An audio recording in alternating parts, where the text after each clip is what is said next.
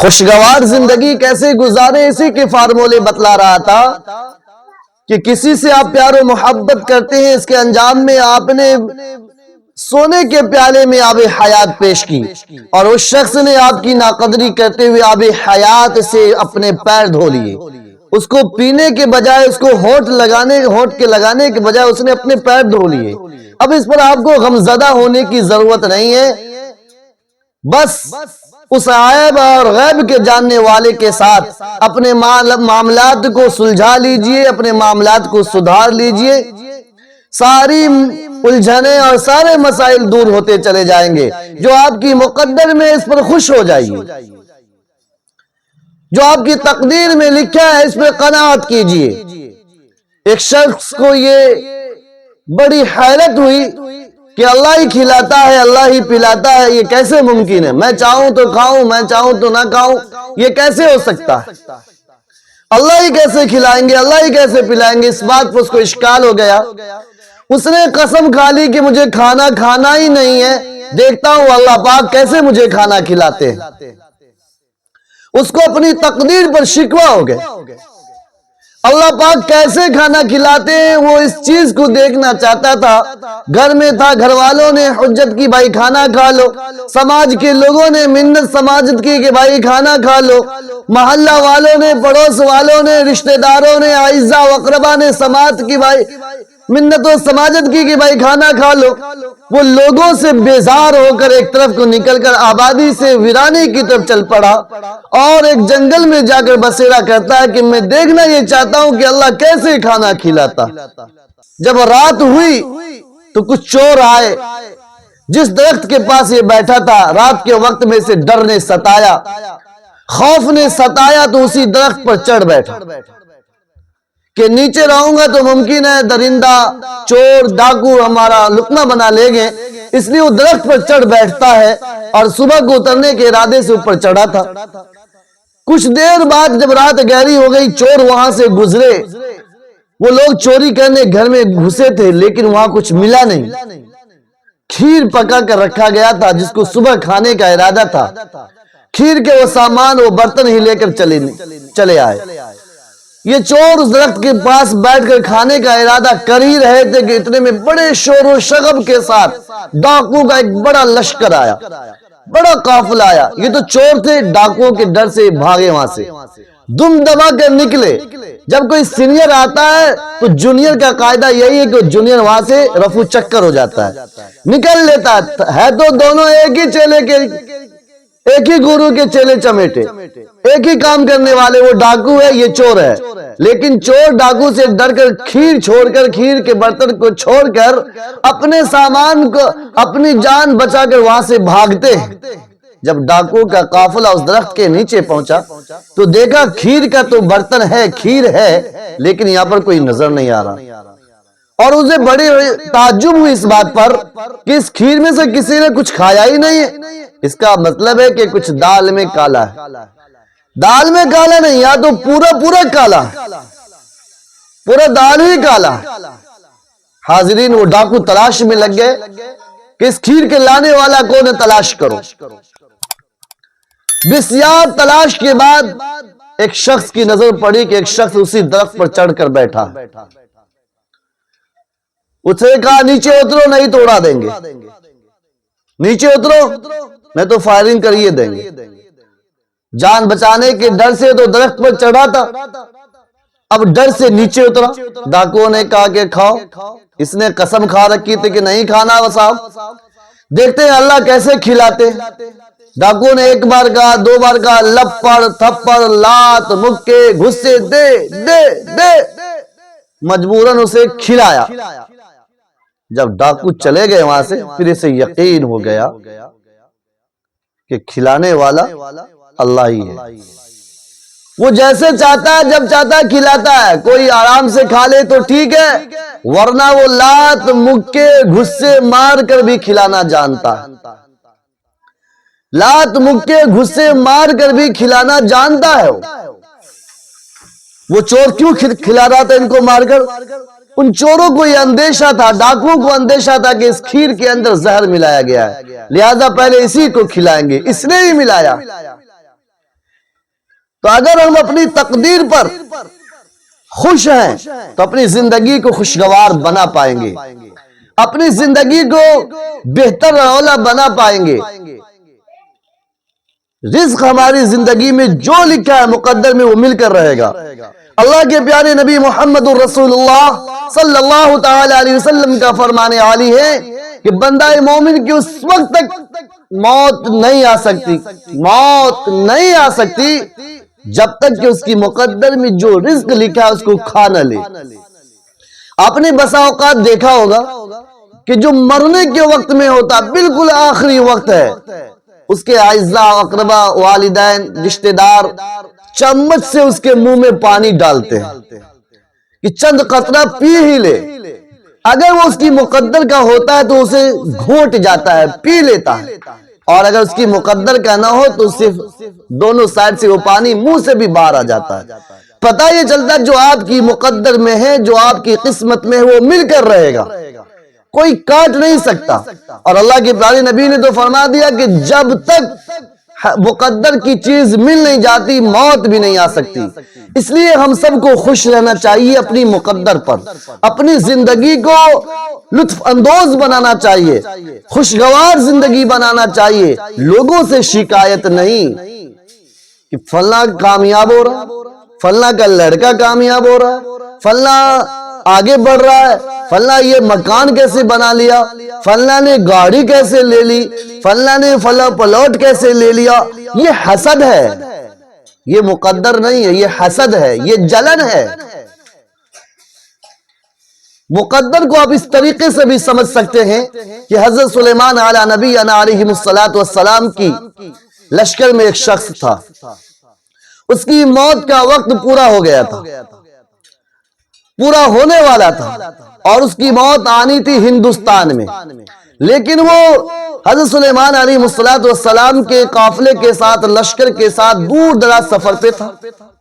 اب اسرائیل کو اس کی روح قبض بھی کرنی ہے اور ہندوستان میں روح قبض کرنی ہے۔ انہوں نے ایک فارمولہ اختیار کیا کہ سلیمان علیہ السلام کے لشکر میں گئے اور اس شخص کو آنکھ گھور گھور کر دیکھا۔ وہ شخص ڈرا، خوف زدہ ہو گیا، اور سلیمان علیہ السلام سے اپلیکیشن لگائی، درخواست دی کہ پیارے پیغمبر مجھے کسی بھی طریقے سے ہندوستان پہنچا دیا جائے۔ حضرت سلیمان علیہ السلام کے تابع ہوا تھی، ہوا کو حکم ہوا، اس شخص کو ہندوستان پہنچا دیا گیا۔ اب اسرائیل جو ان کو ایک شخص کی شکل میں نظر آیا تھا، وہ پھر اس شخص کے سامنے نظر آتا ہے۔ وہ شخص پوچھتا ہے کہ تم تو مجھے سلیمان علیہ السلام کے لشکر میں نظر آئے تھے، تم یہاں کیسے آ گئے؟ اسرائیل اب کہتے ہیں کہ میں اللہ کا وہ فرشتہ ہوں جس کی ڈیوٹی ہے روح قبض کرنے کی، اور اللہ نے مجھے یہ حکم دیا ہے کہ تیری روح نکالنی ہے ہندوستان میں اس مقام پر، اور تو تھا وہاں، اس لیے تجھے آنکھ دکھلائی، تیرے اندر خوف پیدا کیا، دہشت پیدا کیا، اسباب بنایا، سبیل بنایا، سلیمان علیہ السلام کے دل میں بات ڈالی، ان کے ہواؤں کے ذریعے تو ہندوستان پہنچا، تیری روح قبض کرنے کا وقت آ گیا۔ ان کی روح وہیں قبض کر لی گئی۔ تو جو مقدر میں ہے، سلیمان علیہ السلام کے لشکر میں رہتے تو وہاں سے یہاں پہنچانے پر بھی وہ قادر ہے۔ اور کبھی کبھی آپ نے دیکھا ہوگا گھر میں بہت اچھا ساز و سامان بنا ہے، بہت اچھا کھانا بنا ہے، اور کسی کی آمد کی خبر نہیں ہے، لیکن کوئی اچھے لوگ آ جاتے ہیں جن کی آمد پر آپ کو خوشی بھی ہوتی ہے، جن کی آمد پر آپ کو خوشی ہوتی ہے، گویا کہ اس دانے پر، اس لقمے پر، اس پانی کے گھونٹ پر اس کا کھانا لکھا ہوا ہے، اس کی مقدر میں ہے جو رزق کھانے کے لیے آیا۔ ایک صاحب کو ایسے ہی مقدر سے شکوا ہو گیا، ایک چنے کا دانہ لیا، چنا سمجھتے ہیں نا، چنا کا دانہ لیا اور کہنے لگا بتائیے ایک بزرگ سے کہ بتائیے چنے کے دانے کس کی قسمت کا ہے۔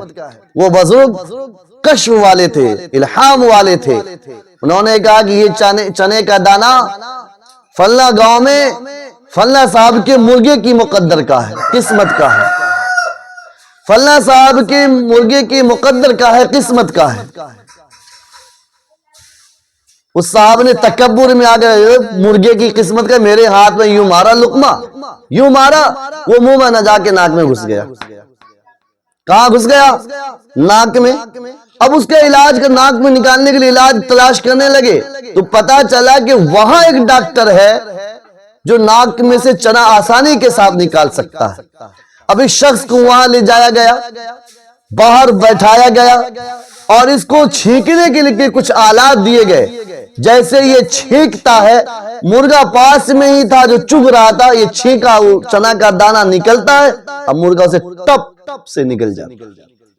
اب اسے یقین ہوتا ہے کہ واقعتاً اس صاحب نے، اس بزرگ نے بتلایا تھا کہ یہ چنا کا دانہ اسی مرغے کی مقدر کا ہے۔ اس لیے ہم سب کو اپنی زندگی کو خوشگوار بنانا ہے، اپنی مقدر پر خوش رہنا ہے۔ آمنت باللہ وملائکتہ وکتبہ ورسلہ والیوم الآخر والقدر خیرہ وشرہ، والقدر خیرہ وشرہ ایمان کا جز ہے۔ اپنی مقدر میں جو کچھ ہے، خیر ہو یا شر ہو، اچھا ہو یا برا ہو، خوشی ہو یا غمی ہو، راحت ہو یا پریشانی ہو، اس پر ہر حال میں اللہ کا شکر ادا کرنا ہے۔ یہ ایمان کا حصہ ہے۔ اس لیے ہم سب کو خوشگوار زندگی بنانی چاہیے۔ حضرت علی رضی اللہ تعالیٰ عنہ کو یہ علم ہوا کہ ایک صاحب بہت پریشان ہے، تنگ دستی سے گزر رہے ہیں، گھر میں فاقہ کشی چل رہا ہے۔ حضرت علی رضی اللہ تعالیٰ عنہ اپنا ایک زرہ لے کر آتے ہیں، مسجد نبوی کے دروازے پر رکھ کر نماز میں مشغول ہو جاتے ہیں کہ جب وہ شخص جو تنگ دست ہے، تنگ حال ہے، نماز کے لیے آئیں گے تو اس کو یہ زرہ دے دیں گے، اس کو یہ زرہ دے دیں گے تاکہ اس زرہ کو فروخت کر کے وہ اپنے معاشی زندگی کو بہتر بنا سکے، اپنے گھر کا خرچہ چلا سکے۔ حضرت علی رضی اللہ تعالیٰ نماز میں مشغول ہوئے، ادھر وہ شخص آیا، دیکھا دروازے پر ایک زرہ ہے، کوئی ہے نہیں، وہ اس کو وہاں سے لے کر رفو چکر ہو گئے، اس کو بیچ ڈالا، فروخت کر ڈالا۔ حضرت علی رضی اللہ تعالیٰ نماز کے بعد جب باہر تشریف لائے، دیکھے وہ زرہ نہیں، کوئی لے گیا، کوئی چرا لے گیا۔ حضرت علی رضی اللہ تعالیٰ عنہ کو بسیار تلاش کے بعد پتا چلا کہ اس زرے کو وہ شخص لے گیا جو تنگ دست تھا، پتا چلتا ہے۔ حضرت علی رضی اللہ تعالیٰ عنہ نے فرمایا یہ رزق تمہاری مقدر کا تھا، تمہاری قسمت کا تھا، میں نے تیرے ارادے سے یہاں پر لایا تھا، لیکن وقت سے پہلے حاصل کرنے کی وجہ سے جو جائز تھا، حلال تھا، وہ حرام کی صورت میں بدل گیا۔ تو ہم جو چاہتے ہیں کہ دوسرے راستے سے کما لیں، زیادہ سے زیادہ کما لیں، کماتے ہم ہیں اپنی مقدر کا ہی، جو مقدر میں لکھا ہے وہی، لیکن جلدی کرنے کی وجہ سے وہ جائز اور حلال مال بھی حرام راستے سے آ جاتا ہے۔ حضرت علی رضی اللہ تعالیٰ نے یہی فرمایا کہ تیرے لیے جائز اور حلال تھا، لیکن تو نے عجلت کی، بغیر اجازت کے تو نے لیا، اس لیے یہ حرام راستے سے آیا۔ اگر تھوڑا سا صبر کر لیتا، نماز پڑھ لیتا، نماز کے بعد میری ملاقات تجھ سے ہوتی تو یہ زرہ میں تجھے ہی دینے کے لیے لایا تھا۔ حاضرین، تو پتہ یہ چلتا ہے کہ مقدر سے بڑھ کر کچھ نہیں ہے۔ ہم کو اپنے تقدیر پر خوش رہنا چاہیے۔ تقدیر کی اولن دو قسمیں ہیں، ایک تقدیر ہے معلق اور ایک تقدیر ہے مبرم۔ تقدیر معلق وہ تقدیر ہے جو لٹکا ہوا ہے، معلق کے معنی ہی بیچ میں لٹکا ہوا، وہ آپ کی محنت پر، آپ کی کوشش پر آپ کو عطا کیا جاتا ہے۔ مثلا آپ محنت کریں گے تو کامیاب ہو جائیں گے، محنت کریں گے تو اچھا ریزلٹ آ جائے گا، محنت کریں گے تو آپ آگے بڑھ جائیں گے، محنت کریں گے تو آپ کا شہرت ہو جائے گا، آپ کو عزت ملے گی۔ اور یہ تو معلق کی بات ہے، اور ایک ہے مبرم جو اٹل ہے، ٹل نہیں سکتی کسی بھی صورت میں، وہ ہے موت۔ موت کو کتنی دعا لوگ کر لے ٹل جائے گی؟ نہیں ٹل سکتی۔ جو آپ کی مقدر میں لکھا ہے وہ ہو کر یہ نہیں کہ صرف موت ہی ہے، اس میں اور بہت ساری باتیں، موت کو انسان آسانی سے سمجھ سکتا ہے، اس لیے موت کا مثال دے رہا ہوں۔ ایسے ایک بڑھاپا، کوئی انسان سوچے کہ مجھے بوڑھا نہیں ہونا، جوانی رہوں سب دن، ممکن ہے؟ نہیں ممکن ہے۔ کوئی بچہ یہ سوچے کہ میں سب دن بچہ ہی رہوں، میں جوان نہیں ہونا، ممکن ہے؟ نہیں ممکن ہے۔ بہت سارے مثال ایسی ہیں جس سے آپ سمجھ سکتے ہیں۔ تو یہ تو بہت سی باتیں ہمارے دل دماغ میں چلتے رہتے ہیں، جس میں سے کچھ تو ایسی باتیں جو اللہ ہی جانتا ہے کون سا معلق ہے اور کون سا مبرم ہے۔ اس لیے ہمیں اپنے میدان میں محنت کرنی چاہیے، محنت کا پھل اللہ ضرور دیتا ہے۔ ان اللہ لا یضیع اجر المحسنین، اللہ تبارک و تعالی کسی کی محنت کو رائے گا نہیں فرماتے۔ اللہ تبارک و تعالی کسی کی قد و کاوش اور جد و جہد کو اللہ رائے گا نہیں فرماتے، اس کو اللہ اجر دیا کرتے۔ اس لیے محنت کرنی چاہیے، اپنی مقدر پر اعتماد کرنی چاہیے۔ اور لوگ کہتے ہیں کہ مقدر بنانے سے بنتا ہے، وہ بنانے سے جو بنتا ہے وہ معلق ہی ہے۔ آپ کی قسمت میں ہوگا تو آپ پاس بھی کریں گے، آپ کو اللہ نوکری بھی عطا کرے گا، اللہ آپ کو اچھی بیوی بھی عطا کرے گا، اللہ آپ کو آل و اولاد بھی عطا کرے گا۔ لیکن اگر آپ کی مقدر میں نہ ہو، مبرم میں پہلے ہی لکھ دیا گیا ہو کہ آپ کو اولاد نہیں دینے والے اللہ، ہزار کوششیں کر لیں اولاد نہیں ملنے والی۔ یہاں ہندوستان میں نہیں، امریکہ چلے جائیے، اٹلی چلے جائیے، جرمنی چلے جائیے، جاپان چلے جائیے، جہاں چاہ کر علاج کرانا ہو کرائیے، اللہ اولاد عطا کرنے والے نہیں۔ اس لیے وہ اللہ کے علم میں ہے کون سا معلق ہے اور کون سا مبرم ہے۔ یوں تو بظاہر لگتا ہے کہ اولادیں ہو جائیں گی، لیکن بہت سے کو نہیں ہوتی ہیں، اولاد کی نعمت سے محروم ہو جاتے ہیں۔ بہت سی نعمتیں ایسی ہیں جن کو لگتا ہے کہ مل جانی چاہیے، ہر ایک کو ملے تو مجھے کیوں نہیں ملے گی، لیکن اس کے مقدر میں نہیں ہوتی ہے، وہ معلق ہے، وہ مبرم ہے۔ اس لیے معلق اور مبرم سب کو سمجھ کر اپنی جو محنت کرنے والا میدان ہے اس میں محنت کیا جاوے، آگے بڑھنے کی سعی اور کوشش کی جاوے۔ اللہ تبارک و تعالی سے دعا ہے اللہ پاک ہم سبوں کو خوشگوار زندگی عطا فرمائے، اللہ پاک ہم سبوں کو خوشحال زندگی عطا فرمائے، اللہ پاک ہم سبوں کو لطف سے بھری زندگی عطا فرمائے، تقوی والی زندگی عطا فرمائے، پرہیزگاری والی زندگی عطا فرمائے، دینداری والی زندگی عطا فرمائے۔ اللہ پاک ہم سبوں کو صراط مستقیم پر چلنے والی زندگی عطا فرمائے۔ اللہ تبارک و تعالی ہم سبوں کو ایمان کے تقاضے پر عمل کرنے کی توفیق عطا فرمائے۔